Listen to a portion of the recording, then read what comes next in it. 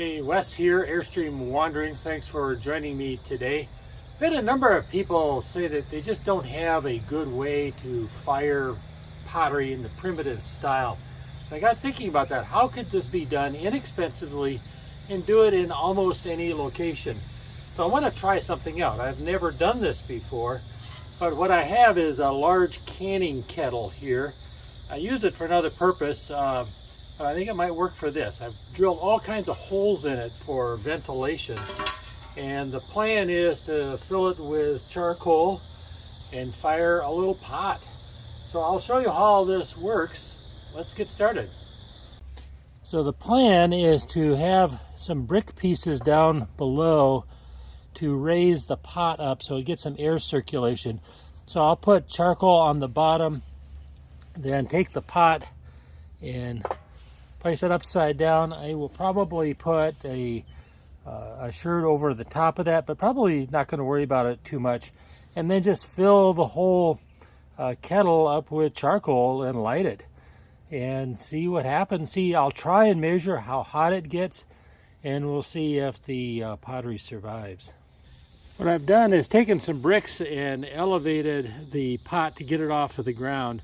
One of my concerns is I don't want too much heat, so that you could potentially put this on the grass or on a cement patio like this and not have a fire hazard. You want to be careful, use good common judgment. But I think I will measure the temperature down here to see how high it gets, but I suspect it's not going to be a big problem. Hey, let's get this thing going here.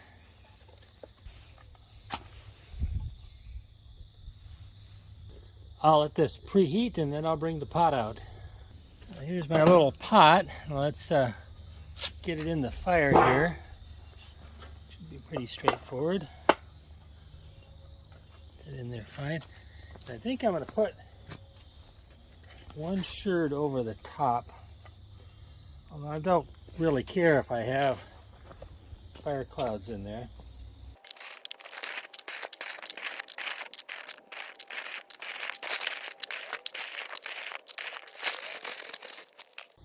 Well, it's just getting started. Hopefully the holes in the kettle give enough ventilation for things to really get going. There's the fire. You probably can't see very well. There's a pot down in there and it's glowing orange. So it's plenty hot. As long as the kettle holds up, I think this is a good system. All right, let's talk about our little backyard patio kiln. It's been about 4 hours since I started this, and the pot is fully fired now. And overall, just looking at it, I'm really pleased with how well this has worked. So let's talk about this a little bit. First of all, the temperature of the pot, I measured it at least at 850 degrees, maybe a little bit more. That's in Celsius. I was concerned about how hot it would get underneath. The highest temperature I saw was 150 Celsius, which is 300 Fahrenheit. So for the most part, that isn't a problem. You do need to be thinking about what you have this set on. If I set it out here on the grass, it would kill the grass, but if I put something down over it, over the grass, I think it would be fine. Just be careful, don't burn your house down and these kinds of things. But for the most part, I think it's safe. I would absolutely raise it up like this, for a couple reasons. One, it reduces the heat down on the surface, but I also have holes drilled throughout the pot, and both on the bottom and on the sides. And so raising it up gives a little bit better air circulation, and I think that is important here. Now this is just an enamel stock pot that I got from Amazon. You could maybe find one in a secondhand store, thrift store. They're not very expensive. I think I paid maybe $40. I would get as large a one as you can reasonably do, just so you can use larger pots. I don't know how long this is going to last.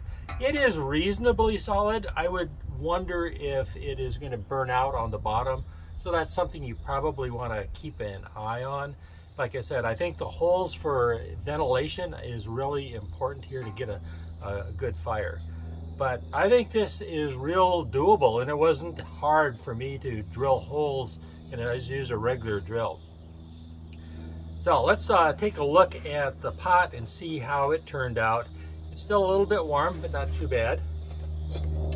So here's the outside.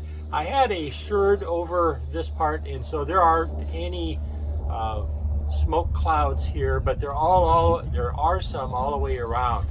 And so I think you could control that some by putting more sherds. But sometimes these smoke clouds are kind of nice. Then here's what it looks like on the inside. So the question is, did it fire well? And I am pretty sure that it did. So it rings like a bell. That's exactly what I wanted to do.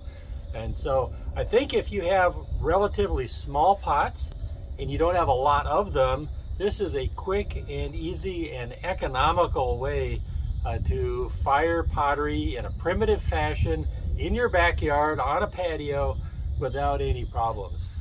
I will definitely do this again because it is just easier and quicker, works better in some cases for especially like test pots and that kind of thing. So thanks for watching today. I really appreciate it. If you liked it, please give it a thumbs up. And until next time, this is Wes with Airstream Wanderings wishing you health, happiness, peace, and love. Take care. Bye-bye.